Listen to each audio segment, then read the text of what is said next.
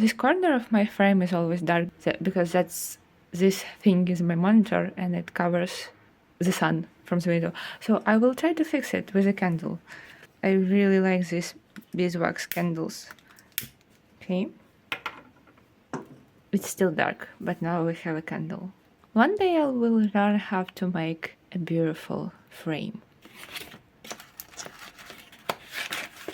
So, welcome to my monthly hobonichi weeks update video. It's a third one, we're already in March. I decided to make them every month of this year. I basically just flip through of my pages of the months past. And yeah, it's the middle of April and I'm only now doing March update. I've been waiting for sunny weather this whole time. Nothing changed for this page. I'm still using it for my periods exercise and going for a walk tracker. Basically, I'm using everything the same. I don't know how interesting these videos would be for other people because I don't really change anything. I found things that work for me some time ago and I'm just stuck with them. I don't know if it's entertaining enough. This is my March monthly page. On my monthly page, I always have my sleep tracker and events, appointments, and days I post videos on my gaming channel, and a little bit of decoration. I'm still loving these girl stickers that I bought more than a year ago and used past year and using this year. I like seeing them all lined up like that. And I usually take colors or some inspiration from them to decorate my monthly. Put a little rose here and some brown, reddish brown washi tape to match her. This is my April. I can move this paper clip now. And I use a simple paper clips as page flags, or one on my monthly and another one on my weekly page. But for notes section, I just put my pencil board in here to find current page. I think this is last week. This is last week of February, and this is first week of March. On my weekly pages, I just have a big running list of tasks for a week and daily tasks and appointments and videos. This little column basically just repeats my monthly page. And sometimes I add a little tiny decorations. The space that left on notes page after I've written my tasks list, I use basically just for notes, and notes are different every time.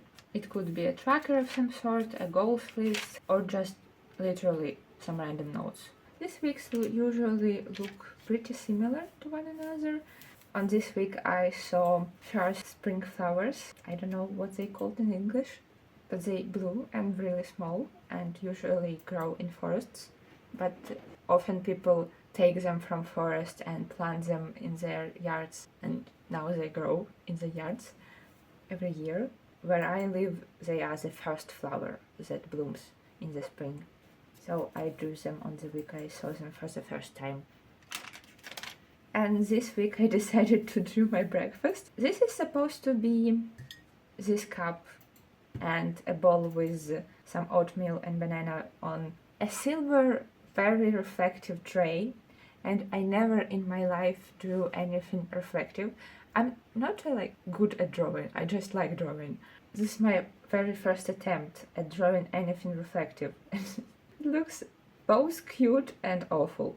And then for some reason I decided to make these pink stripes with paint. I think I was just testing how paper would feel after I put paint on it. And it's pretty okay. Nothing bad happened to it. And the rest of this is already April, so we will see that next month. The most interesting section of my planner, for me, it's not actually planning, it's my memory keeping section. In the back, in the notes pages, I basically just journal every day and keep my memories. I have mega version of hobonichi weeks. It has 213 pages, notes pages in the back, and I'm using them for daily journaling. I do a little month title. In the March I decided to try and have a theme for decorations in my daily journaling. Heavily inspired by Bronte plants. I really like her themes and how she accomplishes them in her daily journaling. And my March theme was kind of obscure one, mushrooms in space. It sounded better in my head for sure. This page is a kind of all simple too. I just write about my days and put some decorative elements in. I use a date stamp to mark each date and just write. Usually I will leave myself a space in the margin, both in case I want to add something in the future, but mostly for aesthetic purposes. It just looks better than the wall of text through the whole page. These big empty spaces are for adding photos in the future, but my printer is dead now, so I need to go to printing shop to do them. So I'm waiting until I have A4 sheet of photos. And specifically for this page, it would be pictures of my corkboard, updated version and old version. I have this corkboard on right side of me. It's not a vision board, it's more of a mood board for inspiration. And usually I will change it up seasonally. And in March I did my spring update for corkboard, and I really like how it turned out. I actually filmed a little bit of it, thinking that I maybe can do like a separate video about it, but I don't think that it's enough for separate video, so I will include some frames of it in this video. I remember when Guinevere died, Emeline and Jamie were so quick to put their stuff up. I'm like, well, that's for you. Oh, that is a 20, I think. Your brother has that outfit. In a good way, I like it. Entomology? Wait, what is entomology again? What is that over here? In terms of study of insects. Insects. I like having it, and it helps me to set a mood for a season in a way. I have a folder with pictures and postcards that I usually use for that cardboard. Most of them are pretty old, like several years old.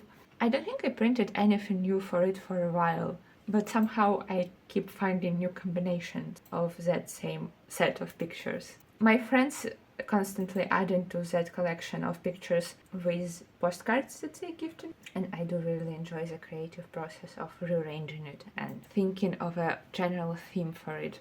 This is a very aggressive attempt at decorating. I don't really like it. I had a sticker of this guy with shopping bag with vegetables in it, and I had the idea to put him in space with mushrooms, and like he's carrying mushrooms in his bag.